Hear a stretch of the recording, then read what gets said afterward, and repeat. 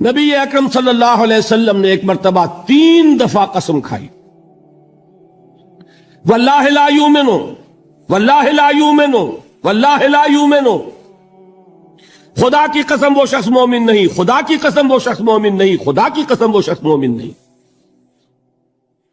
واقعہ یہ ہے کہ ہم تصور نہیں کر سکتے کہ صحابہ کیسے لرز گئے ہوں گے، کانپ اٹھے ہوں گے، کون وہ بدبخت ہے، کون وہ شقی ہے جس کے بارے میں اللہ کے رسول 3 دفعہ قسم کھا کر فرما رہے ہیں کہ وہ صاحب ایمان نہیں۔ قیل من یا رسول اللہ، کسی نے ڈرتے ڈرتے پوچھا ہوگا اے اللہ کے رسول کس کے بارے میں ارشاد فرما رہے ہیں؟ اب جواب سنیے، الذی لا یامن جارہ بوائقہ، وہ شخص کے جس کی ایذا رسانی کی وجہ سے، جس کی بدخلقی کی وجہ سے اس کا پڑوسی امن میں نہیں ہے۔ یہ کوئی گناہ کبیرہ ہے؟ آپ کی فہرست میں تو گناہ ہی نہیں، کبیرہ کیا سوال، صغیرہ بھی نہیں۔ زیادہ زیادہ آپ یہ کہیں گے کہ ذرا بد اخلاقی ہے، کج خلقی ہے، بس اچھا کردار کا معاملہ نہیں ہے، یہ کہیں گے، گناہ کی فہرست میں نہیں آئے گی بات۔ کبیرہ بہت بڑی شے ہے، لیکن اس پر اللہ کے رسول نے 3 دفعہ قسم کھائی، ایمان نہیں ہے، ہرگز نہیں ہے، خدا کی قسم نہیں۔ اب بتائیے ایمان اور عمل علیحدہ ہو جائیں گے کیا؟ یہ ہے مسئلہ جو امام بخاری کے سر پہ ہے۔ اور سنیے، فرمایا حضرت انس ابن مالک نے، یہ روایت جو میں نے آپ کو ابھی سنائی ہے یہ کوئی ایسی ویسی روایت نہیں ہے، متفق علیہ ہے، بخاری اور مسلم دونوں میں موجود، اس سے اونچا درجہ روایت کا ہے ہی نہیں۔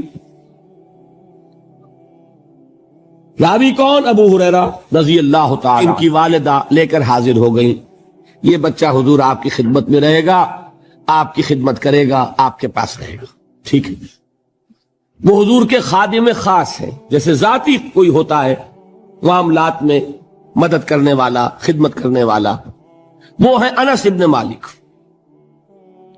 کیونکہ ان کا تعارف ہو گیا ہے رضی اللہ تعالیٰ عنہ، تو ایک بات پہلے اور سنا دوں، جو بچہ اپنے اس بچپن سے لے کر 9 برس کی عمر تھی جب آئے حضور کے پاس، انتقال کے وقت عمر کتنی ہوگی؟ 19 برس، 10 برس حضور کی خدمت میں رہے۔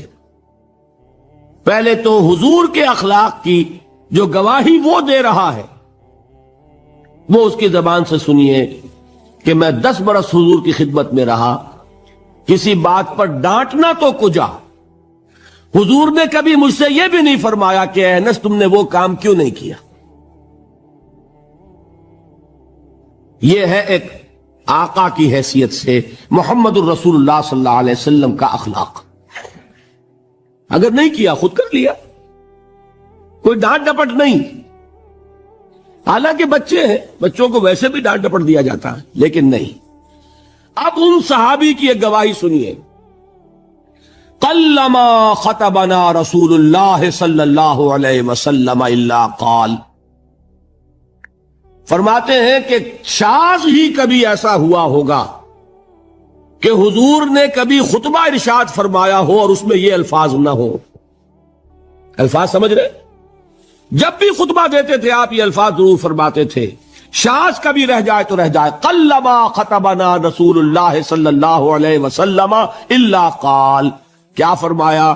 لا ایمان لمن لا امانت لہ ولا دین لمن لا عہد لہ، جس شخص میں امانت داری نہیں اس کا کوئی ایمان نہیں، جس میں ایفائے عہد نہیں اس کا کوئی دین نہیں۔